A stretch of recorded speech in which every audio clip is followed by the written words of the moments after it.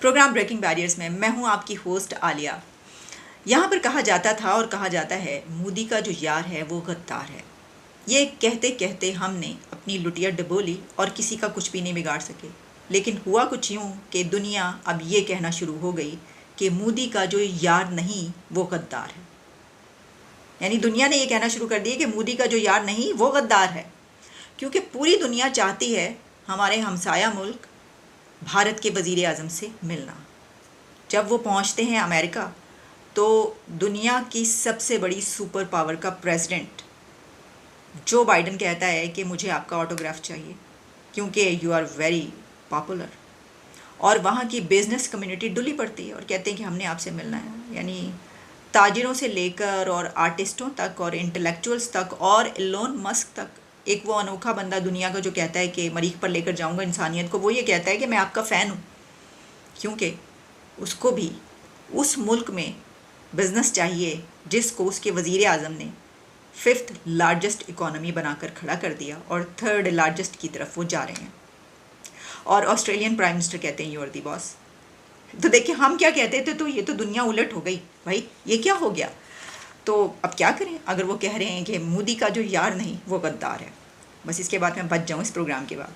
जनाब, इस वक्त मेरे हाथ में इटनरी है और यानी ये कि एजेंडा प्रोग्राम क्या है जो हमारे हमसाया मुल्क भारत के वज़ीर आज़म नरेंद्र मोदी साहब पहुंच रहे हैं फ्रांस के विज़िट पर। पेरिस में वो नज़र आएंगे और उनकी कुछ मसरूफियात हैं वहाँ उनकी, जो हम आपके सामने रखते हैं। बड़ी ही खूबसूरत कुछ प्रोग्राम्स हैं और बहुत ज़बरदस्त तरीके से उनको वहाँ पर वेलकम किया जाने वाला है।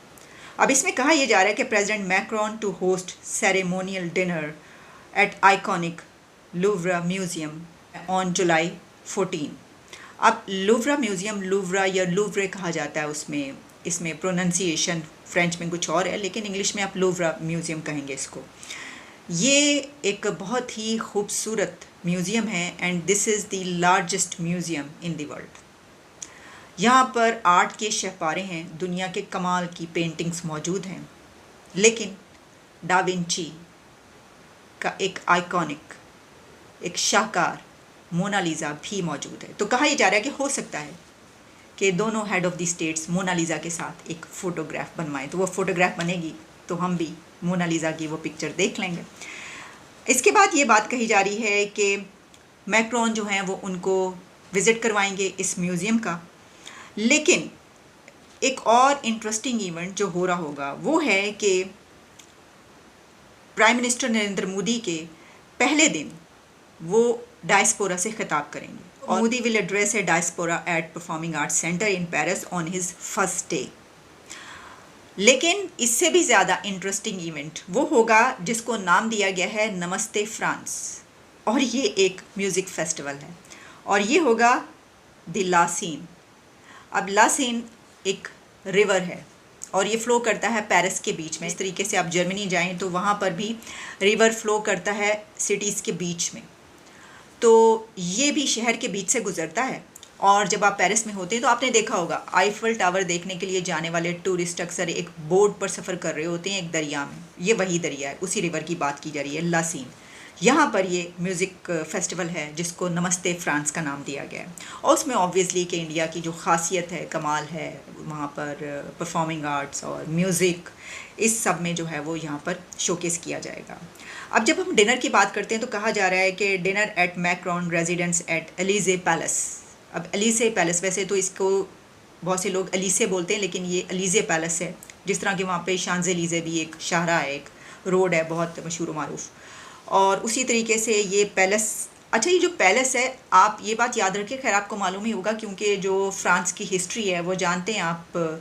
लुई दोम, सोम, चहारम, जितने भी लुई वहाँ पर गुजरे हैं, उनका एक बड़ा शौक़ ये था कि पैलेस बहुत ही वो खूबसूरत कमाल के बनाया करते थे। बल्कि मेरा ख्याल है कि शायद लुई चहारम, लुई 4th थे कि जिन्होंने ये कहा था कि मैं दुनिया का सबसे खूबसूरत पैलेस बनवाऊँगा, और वाकई उन्होंने बना के दिखाया था। वो है वर्साई, और लेकिन पेरिस से ये कोई कुछ घंटों की ड्राइव पर है। मैं तो नहीं जा सकी, मैंने कोशिश की थी, लेकिन क्योंकि मैं तो खैर जर्मनी में काम के दौरान वो वहाँ पर जो है विज़िट करने पहुँची थी और वैसे ही तो इतना तो टाइम भी नहीं था। लेकिन वर्साई, अगर आपने मूवी देखी हो तो आपको पता होगा कि वो कैसा पैलेस था और वो कैसे है। तो इसी तरह का ये जो वहाँ पे रेजिडेंशियल एरिया भी जो ऐसा है, या वहाँ का आपको नज़र आएगा कि बिल्डिंग्स वो इसी तरीके से बनी हुई है कि बहुत ही खूबसूरत और उस दौर की नज़र आती हैं। तो जनाब ये जो है डिनर, ये जैसे कि मैक्रोन की रेजिडेंस एलिजे पैलेस में होगा। फिर ये कहा जा रहा है कि ये एक प्राइवेट डिनर होगा। Both will discuss crucial global and bilateral issues in a private dinner.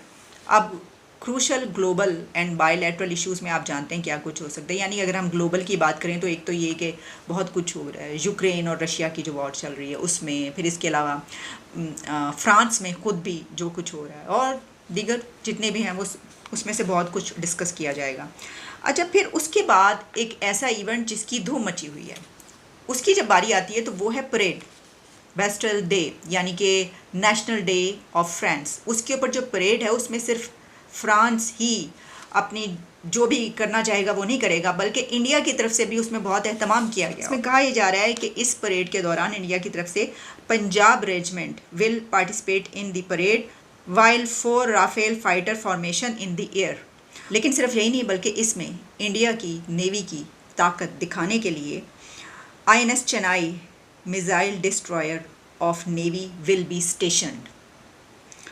और डिनर के बारे में डिटेल्स कुछ ऐसे आ रही हैं कि तकरीबन 250 डिस्टिंग्विश पर्सनालिटीज़ इसमें आएंगी, और आफ्टर डिनर एक बहुत ही कमाल का एक शो किया जाएगा, और वो ये होगा, there would be dazzling fireworks display over Eiffel tower and that would be fabulous I must say. क्योंकि आईफल टावर जिसने देखा वो जानता है कि जब रात के टाइम पे उस पर फायरवर्क्स होते हैं तो वो कैसा नज़र आता है।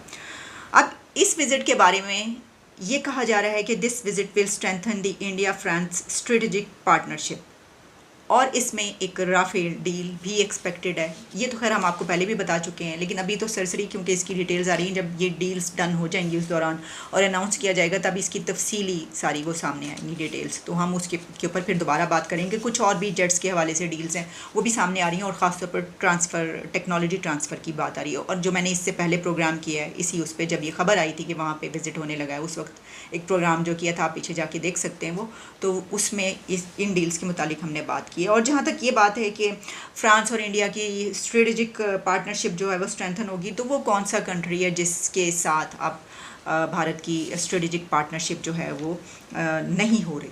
सभी के साथ हो रही है, हर कोई चाहता है मिलने के लिए। तो ये इस विज़िट की कुछ डिटेल्स हैं। अब जैसे कि होगा, मैं आपको पहले भी बता चुकी हूँ कि इन्हीं डेट्स में इंडिया में एक और बहुत बड़ा इवेंट आ रहा है, और वो स्पेस मिशन जो लॉन्च होना है उसके भी हम देखेंगे इन्हीं डेट्स में। लेकिन बहरहाल जब ये विज़िट होगा तो फिर इसके ऊपर हम और भी बात करेंगे। जो जो कुछ होगा वो सब खबरों में आ रहा होगा, पूरी दुनिया में अब तो खबरें चलती हैं। पाकिस्तान में भी आपको पता है सोशल मीडिया पे तो धूम मची होती है। जैसे पिछले एक विज़िट जो अमेरिका का हुआ उसकी अभी तक गूंज जो है वो सुनाई दे रही है।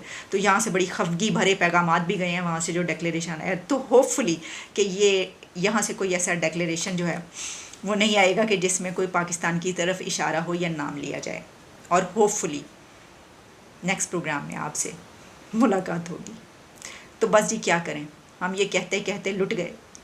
मोदी का जो यार है वो गद्दार है, और दुनिया ये कहते कहते खामोश नहीं हो रही।